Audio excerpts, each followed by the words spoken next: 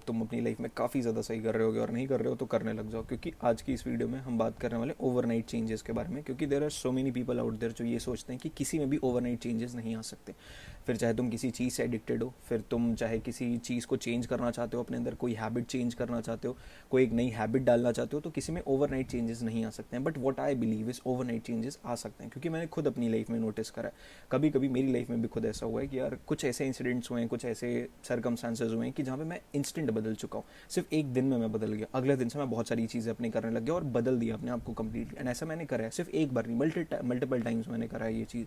इस वजह से व्हाट आई बिलीव इज़ कि यार हर कोई कर सकता है, ठीक है। If you genuinely want to change, तुम इंस्टेंटली हो सकते हो। अगर तुम जेन्युइनली किसी एडिक्शन को छोड़ना चाहते हो, फिर तुम कितने ही ज़्यादा एडिक्टेड रहो, तुम एक्चुअली इंस्टेंटली उसे छोड़ सकते हो। एंड इसके लिए तो प्रेमानंद महाराज जी बोलते हैं यार छोड़ना है तो आज से छोड़ दो। ऐसा मत करो कि भाई हफ्ते में 2 बार कर दो, फिर उसके बाद 2 हफ्ते में 2 बार कर दो, फिर महीने में 2 बार कर दो, फिर कम करो।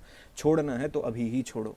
कुछ भी अपनाना है तो अभी ही अपनाओ, नहीं अपनाना है तो मत अपनाओ। फिर दैट्स द पॉइंट। एंड यही पॉइंट सबको समझना चाहिए और किसी को समझ में नहीं आता।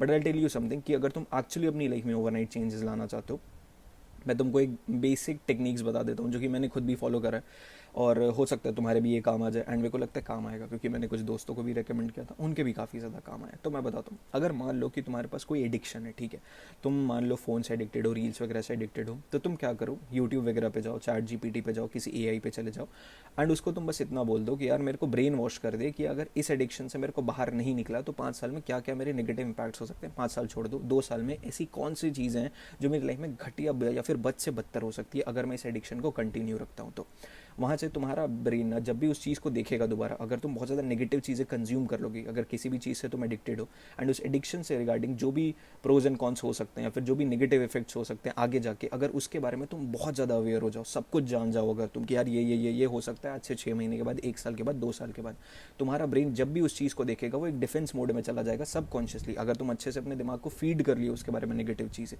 कि यार ये एडिक्शन तो गलत है, इसको तो छोड़ना है, एंड सारी नेगेटिव चीज़ें उसके बारे में तुम पता कर लिए, तुम एक्चुअली उसको इंस्टेंटली छोड़ पाओगे। एंड जब भी तुम्हारा ब्रेन उसको देखेगा तो वो खुद छी करने लग जाएगा, बोलेगा अरे यार, एक पॉइंट के लिए वो ये भी बोलेगा कि यार कर ले, बट वहीं पे वो ये भी बोलेगा कि नहीं यार अभी छोड़ दे भाई, फालतू का ये सारी चीज़ें दिक्कत हो गई तो आगे जाके भाई बाप नहीं बन पाएगा तू, अगर सिगरेट पीता रह गया अभी तो।